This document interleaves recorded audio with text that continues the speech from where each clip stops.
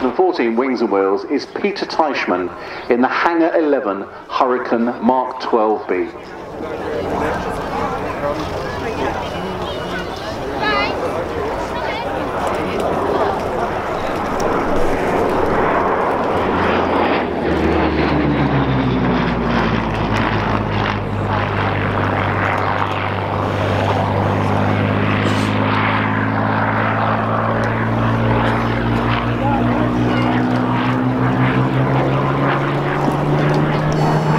Now, of course, ladies and gentlemen, whole books have been written about modified to carry bombs, and this one had 10 machine guns in the wings.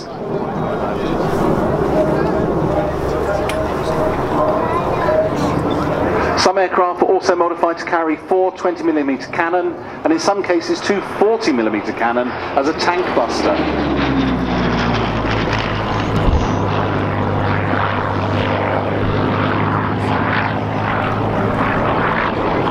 One of the key differences between the Hurricane and the Spitfire was that the Hurricane was at one end of a design chain and the Spitfire was at the beginning of another.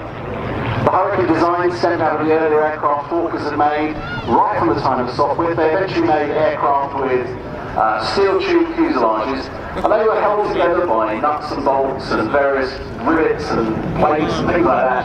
And that was designed so that the aircraft could be maintained in the field by people with ordinary hand tools.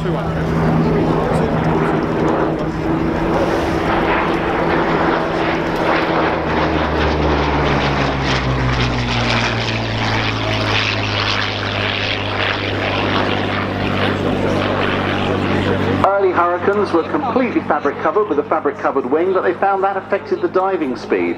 As the aircraft dived up towards 400 miles an hour, the fabric ballooned and caused a great amount of drag that slowed the aeroplane down. So by the Battle of Britain, most Hurricanes were fitted with all metal wings that caused a complete redesign on the wing. But they retained the fabric fuselage for the entire war. The basic fuselage is steel tube, as I said. That is faired, the shape is made up by wooden formers and wooden stringers and then fabric stretched over the top. With its wide undercarriage, it was much easier to land than the Spitfire.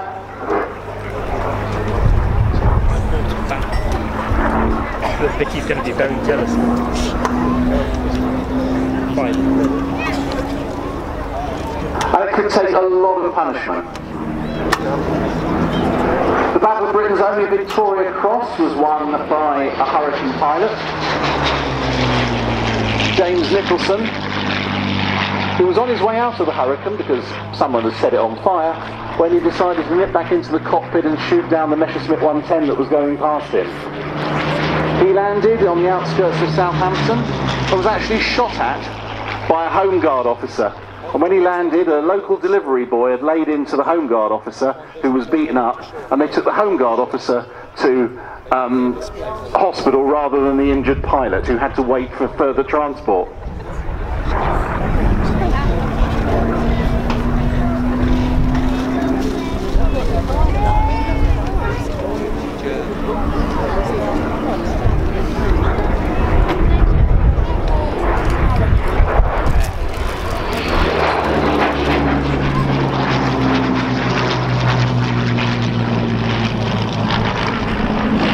This particular aircraft was built in Canada. It was one of 1,451 Hurricanes built by the Canadian Car and Foundry Company. And that was out of a total of 14,231, got my decimal point in the wrong place, that was built in the UK, or in total, sorry. The last of those was PZ-865, which you may see later on with the Battle of Britain Memorial Flight, an aircraft that was based here when owned by Hawker Siddeley and used as a chase plane for the slow speed flying of the Harrier.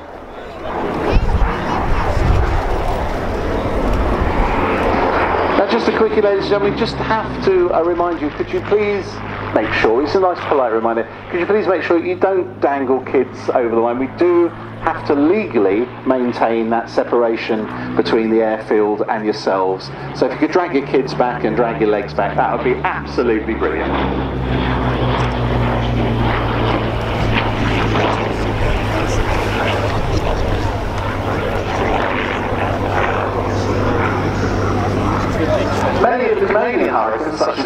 aircraft that served the entire war in Canada was sold off to farmers after the war very cheaply. The farmers often got a good deal because sometimes they were full of fuel that they could run their tractors on, and they were absolutely stacked full of nuts and bolts and things and bits of tube and stuff you could use all around the farm.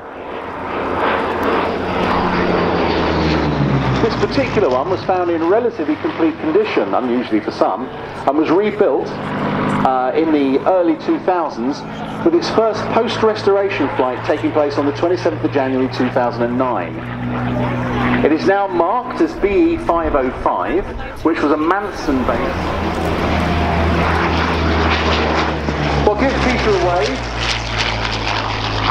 He'll be landing back on briefly, and then he will be going off later on to another show, so you'll see him taking off later on.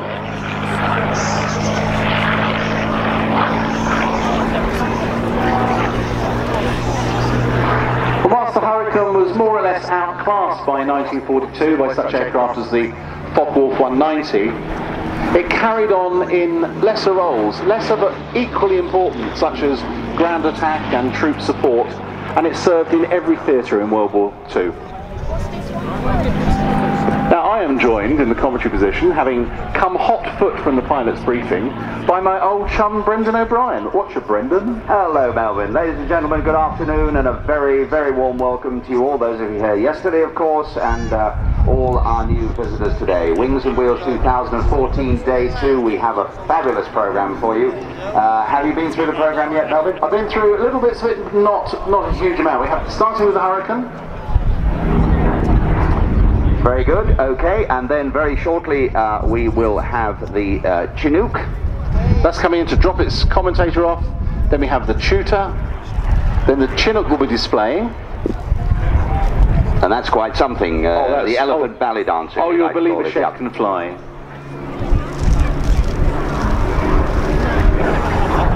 The Blades, of course, and Lizzie will be here to tell you all about that. The Tigers, the Army parachute team.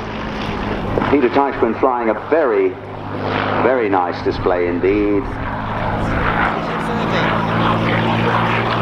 A wonderful skyscape we've got, lots of sunshine, so do remember the factor 15 or factor 30 or factor whatever you want, but anyway, as long as there's a factor there, and of course your water, do keep rehydrated. So following the Blades, we have, we're going to take some hold, then we have the Jet Provost. Lee will be coming in his helicopter. That's Mike Ling, the Red Arrows commentator. He'll be coming in the landing. Then we have the Blades display.